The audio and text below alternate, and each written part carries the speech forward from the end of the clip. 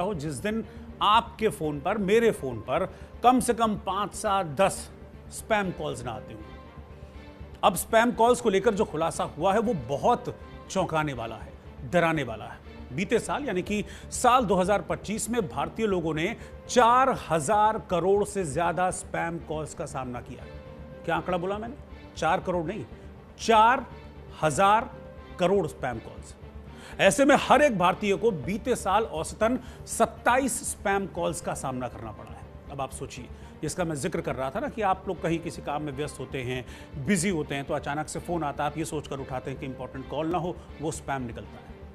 Reports में बताया गया है कि इस साल साइबर स्कैमर्स का ठगी का जो पैटर्न है वो चेंज हो जाएगा, और इसकी पूरी जानकारी ट्रू कॉलर ने अपनी एक रिपोर्ट में भी दी है।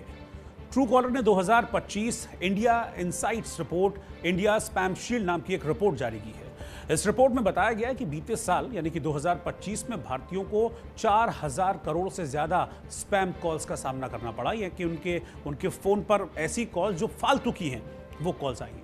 रिपोर्ट में बताया गया है कि 4168 करोड़ स्पैम कॉल्स को आइडेंटिफाई किया गया है, और स्पैम कॉल्स का जो एवरेज टाइम है वो 1.8 मिनट का था। वहीं यूजर्स ने 1189 करोड़ स्पैम कॉल्स को ब्लॉक भी किया है। इसमें 770 करोड़ फ्रॉड कॉल्स थी। स्पैम मैसेज की संख्या 12,903 करोड़ थी, ये कॉल से भी ज्यादा। फ्रॉड कॉल्स के अंदर वो कॉल शामिल थे जो अक्सर बैंक, सरकारी डिपार्टमेंट और पेमेंट प्लेटफॉर्म के नाम का मिसयूज करते हैं। ये एक्चुअली क्या हुआ कि मेरे घड़ी में फ़ोन आ रहा था, तो मुझे लगा कहीं ऐसा ना हो ये भी स्पैम कॉल हो, तो उसका लाइव एग्जांपल मैं आपको दूं, लेकिन लकीली ये स्पैम कॉल नहीं था। आगे बढ़ रहा हूं मैं। यहां ट्रू कॉलर्स ने अपनी रिपोर्ट में बताया है कि कंपनी के ब्लॉकिंग टूल्स ने 1189 करोड़ कॉल्स को मोबाइल यूजर्स तक पहुंचने से रोका है। अब रिपोर्ट्स में यह भी कहा गया है कि 2026 में स्कैम के जो नए पैटर्न्स हैं वो सामने आ सकते हैं। रिपोर्ट के मुताबिक 2026 में साइबर स्कैमर्स अपने पैटर्न में बदलाव करेंगे, और नए तरीके जो हैं इन स्कैमर्स के वो कुछ इस तरीके से हो सकते हैं, क्योंकि आपको पता है स्कैमर्स कैसे कैसे कॉल करते हैं। कोई एक तो बहुत ज़्यादा अभी हाल फिलहाल में चलन में है डिजिटल अरेस्ट, वो भी क्या है, वो भी एक डिजिटल फ्रॉड है।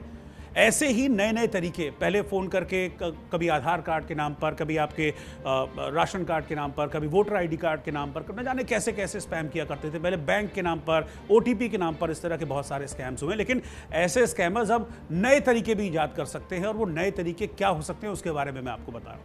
पहचान सत्यापन जिनमें से एक है, यानी कि आइडेंटिटी वेरिफिकेशन से जुड़े स्कैम हो सकते हैं। परिचित संस्थानों का नाम यूज करके लोगों के बैंक खाते खाली करना इनका मकसद है। एआई से तैयार की गई जो वॉइस मैसेज है उससे साइबर ठगी का भी स्कैम की तैयारी की जा रही है। व्हाट्सएप और टेलीग्राम जैसे जो थर्ड पार्टी मैसेजिंग प्लेटफॉर्म्स हैं उन पर ये लोग शिफ्ट हो सकते हैं। इस तरह की भी जो जानकारी है, जो खुलासा है, वो इस रिपोर्ट में किया गया, जिसका जिक्र मैंने अभी आपसे किया। आने वाले दिनों में साइबर ठगों से बचाव करने के लिए अब आपको, हमको बहुत ज़्यादा सावधान होना पड़ेगा।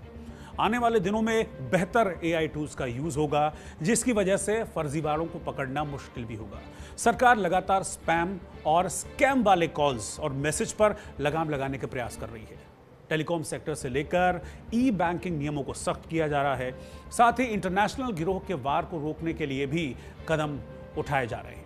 तो अभी मैं यहीं पर थोड़ा सा रोकता हूं आपको, और मैं रोक इसलिए रहा हूं क्योंकि देखिए इसी शो में 2 एग्जाम्पल आपके सामने आ गए। मैंने शुरू किससे किया था? मैंने शुरू किया था एआई से ही। एआई की पॉजिटिव साइड से मैंने शुरू किया था कि भाई इसकी पॉजिटिव साइड क्या है, कितना हेल्प कर रहा है। लेकिन यहां देखिए ये एआई की नेगेटिव साइड भी निकलकर सामने आई है।